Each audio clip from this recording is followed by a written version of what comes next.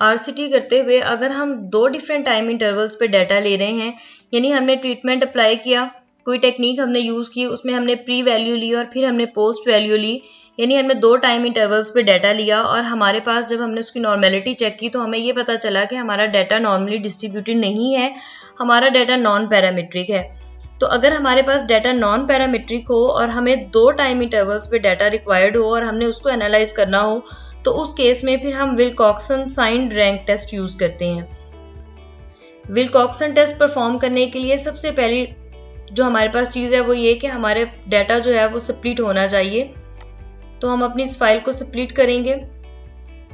File split होने के बाद हम एनालाइज पे जाएंगे। एनालाइज पे जाकर हम नॉन पैरामीट्रिक में हम लेगेसी डायलॉग्स और लेगेसी डायलॉग्स में हम 2 रिलेटेड सैंपल्स को टिक करेंगे। 2 रिलेटेड सैंपल को टिक करने के बाद हमें इस तरह की एक विंडो शो होगी। यहाँ पर हम 1 बाय 1 अपनी वैल्यूज ऐड कर देंगे, वेरिएबल 1 और वेरिएबल 2। यहाँ पर हमारे पास विल्कॉक्सन टिक होगा। यहाँ हम ऑप्शंस पे जाएंगे। ऑप्शंस में हमने डिस्क्रिप्टिव और क्वार्टाइल्स दोनों को टिक करना है। इसको हम कंटिन्यू करेंगे और इसको हम ओके कर देंगे। जब हमने इसको ओके किया तो हमें इस तरह से एक आउटपुट फाइल मिली। इसमें हमें कंट्रोल और एक्सपेरिमेंटल ग्रुप की प्री और पोस्ट वैल्यूज की मीन और स्टैंडर्ड डेविएशंस भी मिली। हमें इसी तरह से ये परसेंटाइल्स मिली।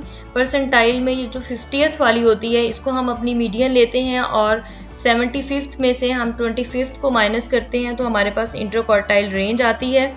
इसी तरह से यहाँ हमें मीन रैंक भी मिल गए हैं। कंट्रोल ग्रुप में पोस्ट मीन रैंक हमारे पास क्या है, प्री मीन रैंक हमारे पास क्या है, हमें इस तरह से डाटा मिलेगा। इसी तरह से हमें यहाँ पर सिग्निफिकेंट वैल्यूज मिली हैं। ये हमारे पास पी वैल्यू है, ये हमारे पास एक्सपेरिमेंटल ग्रुप की पी वैल्यू है।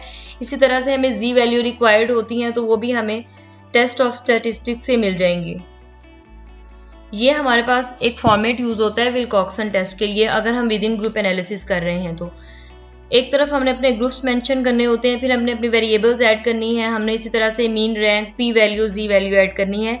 अगर हमें यहाँ रिक्वायर्ड होगा तो हम यहाँ पर एक कॉलम और ऐड कर देंगे और उस कॉलम में हम मीडियन और इंटरक्वार्टाइल रेंज ऐड कर देंगे। अगर उसके साथ साथ हमें मीन और स्टैंडर्ड डेविएशन रिक्वायर्ड होगी तो हम इसी तरह से कॉलम ऐड करेंगे और मीन स्टैंडर्ड डेविएशन उसमें ऐड कर देंगे। अब हम अपनी आउटपुट फाइल पर जाकर कंट्रोल ग्रुप का मीन रैंक देख कर आते हैं। यहाँ पर कंट्रोल ग्रुप में पोस्ट मीन रैंक हमारे पास 10.08 है और प्री हमारे पास 8.50। हम ये मीन रैंक यहाँ पर ऐड करेंगे। हमारे पास प्री की वैल्यू 8.50 और पोस्ट की वैल्यू हमारे पास 10.08 थी। इसी तरह से हम जी वैल्यू आइडेंटिफाई करेंगे आउटपुट फाइल से जाकर। जी वैल्यू हमारे पास है कंट्रोल ग्रुप में -3.750।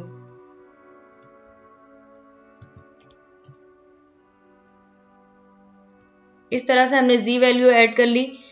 और अगर हमें इंटरक्वार्टाइल रेंज रिक्वायर्ड होगी तो उस केस में हम डिस्क्रिप्टिव स्टैटिस्टिक्स पे जाएंगे। ये हमारे पास 7 जो है ये मीडियन होगा। फिर हम 8.25 में से 5.0 को माइनस करेंगे तो हमारे पास इंटरक्वार्टाइल रेंज आ जाएगी।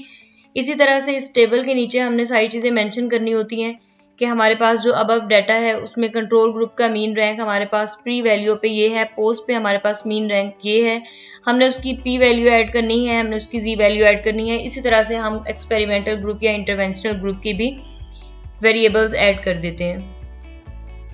तो इस तरह अगर हमें आरसीटी परफॉर्म करते हुए 2 वीक्स पे या 2 टाइम इंटरवल्स पे डाटा का एनालिसिस रिक्वायर्ड होगा और हमारा टेस्ट जो है वो नॉन पैरामीट्रिक होगा तो उस केस में हम विद इन ग्रुप एनालिसिस के लिए Wilcoxon signed rank test use करते हैं।